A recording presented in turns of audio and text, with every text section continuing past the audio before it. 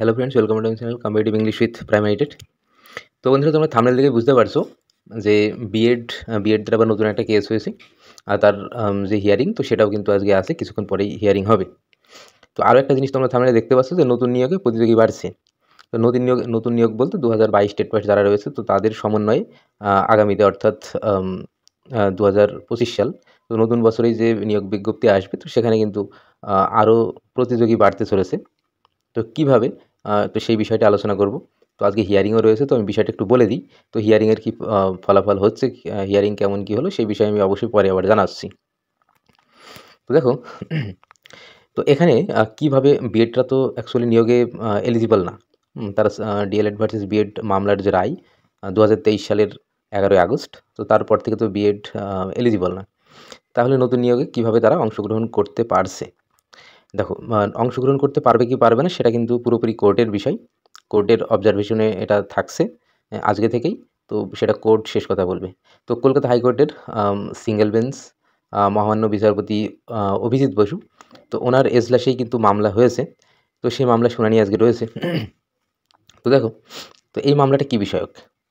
এই মামলাটা 2022-এর যে টেট হয়েছিল, তো 2022-এর টেটে অংশগ্রহণ করেছিলেন এমন কিছু ক্যান্ডিডেট রয়েছে যাদের ডিএলএড এবং বিএড দুটো ডিগ্রি আছে।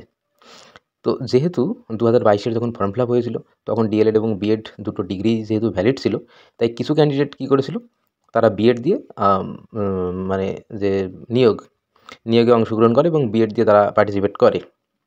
কিন্তু পরবর্তীতে যখন বিএড বাতিল হয়ে যায়, যখন বাদ হয়ে যায়, তখন তারা অবশ্যই একটা সমস্যার মধ্যে পড়ে যায়। তবে ইতিমধ্যে সেই ক্যান্ডিডেটগুলো কিন্তু 21-23 সেশনে তারা ইতিমধ্যে ডিএলএড সম্পন্ন করেছে। তাহলে এই যে বর্তমান পরিস্থিতি, এই পরিস্থিতিতে দাঁড়িয়ে যেহেতু তাদের ডিএলএড ইতিমধ্যে শেষ হয়েছে 21-23 সেশনে, কিন্তু তাদের যে টেট পাস, সেই টেট পাস সার্টিফিকেটটা কিন্তু বিএড দেখিয়ে তারা টেট পাস করেছে। তাহলে এই নিয়ম অনুযায়ী হয়তো সেই সার্টিফিকেটটা ইনভ্যালিড হতে পারে।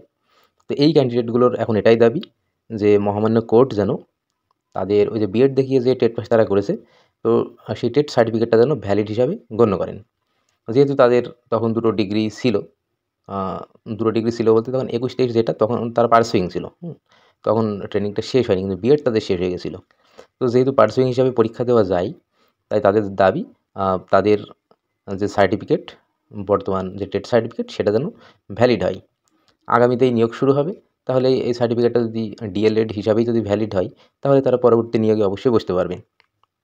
তো এইটাই কিন্তু তাদের মূল উদ্দেশ্য, এইটাই তাদের মূল চাওয়া। তো এই উদ্দেশ্যটাকে সামনে রেখেই তারা কিন্তু এই কেসটা ফাইল করেছে। তো এখন দেখা যাক, পুরোপুরি কোর্টের উপর নির্ভর করছে।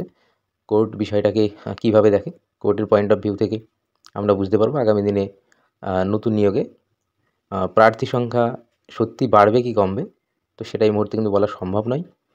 তবে কেসটা যে বিষয়ক সেটা আমি বললাম। তো অবশ্যই হিয়ারিং হওয়ার পরে আমি কিন্তু বিষয়টা তুলে ধরবো যে কী হলো। তো অবশ্যই চ্যানেলের সঙ্গে যুক্ত থাকবো সবাই। ধন্যবাদ।